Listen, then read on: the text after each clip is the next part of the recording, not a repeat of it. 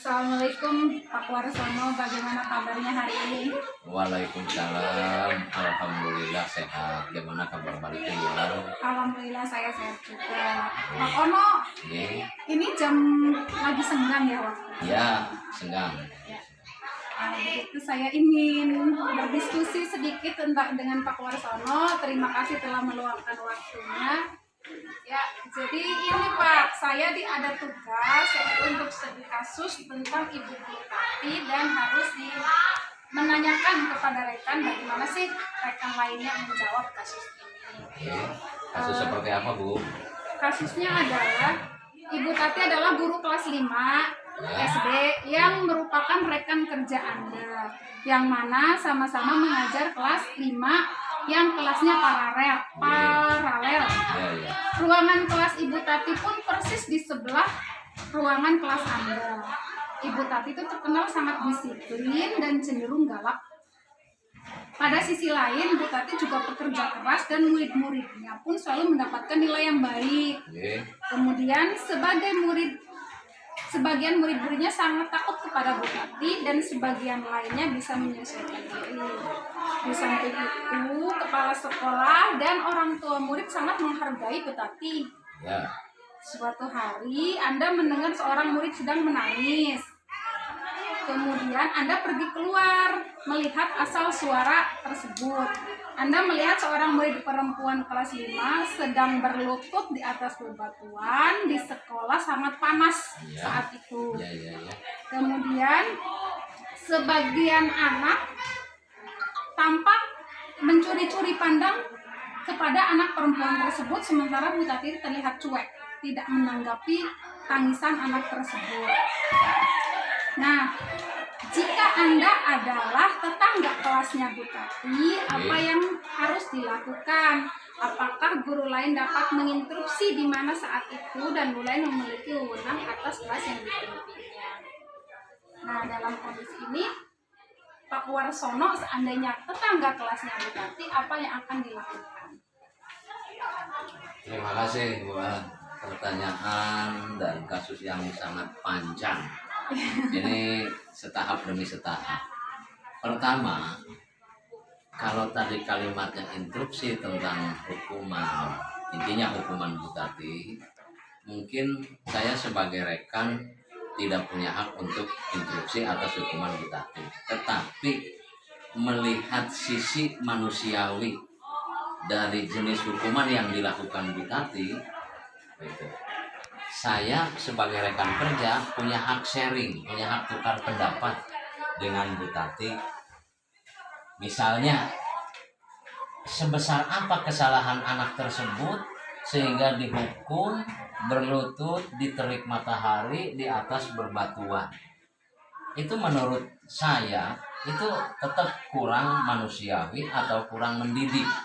Karena ada hukuman yang lebih mendidik untuk anak tersebut. Misalnya gitu loh. Misalnya anak tersebut dipanggil ke depan kelas dengan membacakan ringkasan materi yang sedang diajarkan oleh kita di saat itu berulang-ulang. Gitu misalnya. Satu sisi anak itu nanti jadi hafal dengan materi itu. Sisi lain secara manusiawi itu saya kira lebih manusiawi. Gitu. Nah, jika dari sharing tersebut ternyata Bu Tati masih tidak menerima atau tetap dengan pendapatnya itu yang terbaik, kita punya kepala sekolah, kita panggil kepala sekolah. Itu cara yang kedua. Gitu. Kita panggil kepala sekolah, kemudian kita utarakan masalah hukuman tersebut. Nah, nanti kepala sekolah akan memutuskan. Bagaimanapun kita guru berhasil kita mengajar, tadi kalimatnya di situ nilainya selalu tinggi, tapi tetap kita manusia, di sisi lain ada kesalahan. Contohnya kayak tadi gitu loh. Nah, kita panggil kepala sekolah. Nah, jawaban kepala sekolah, jika itu yang terbaik jawaban kepala sekolah, tetap kita harus menghormati jawaban kepala sekolah dan kita harus melaksanakan atau mentaati apa yang menjadi keputusan kepala sekolah. Saya yakin keputusan kepala sekolah itu sifatnya luas, memandangnya makro. Jika dibiarkan hukuman semacam itu, sisi lain akan merugikan sekolah. Contoh misalnya, di sekolah itu ada guru killer, guru yang sangat galak, sehingga anak mau sekolah aja takut ke sekolah itu.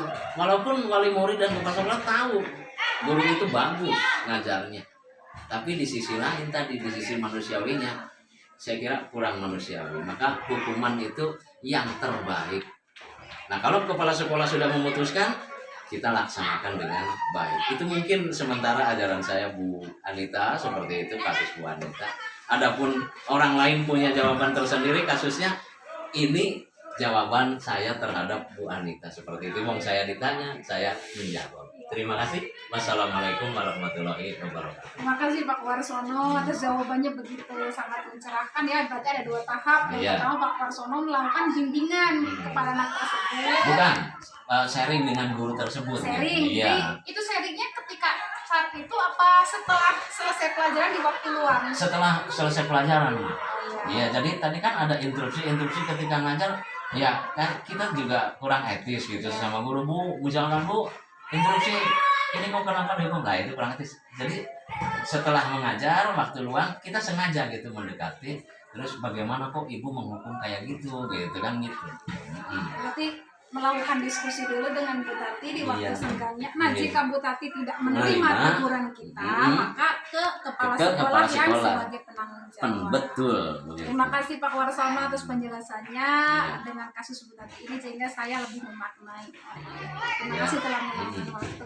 Mudah-mudahan kita menjadi guru seperti Bu Tati, disiplinnya, keberhasilannya mendapatkan nilai yang baik, tetapi tetap Empatinya. memperhatikan empati sisi manusiawi kepada siswa, bagaimanapun itu anak didik. Gitu. Ya, terima kasih Iya, Pak terima Warsono atas waktunya dan solusinya. Terima kasih.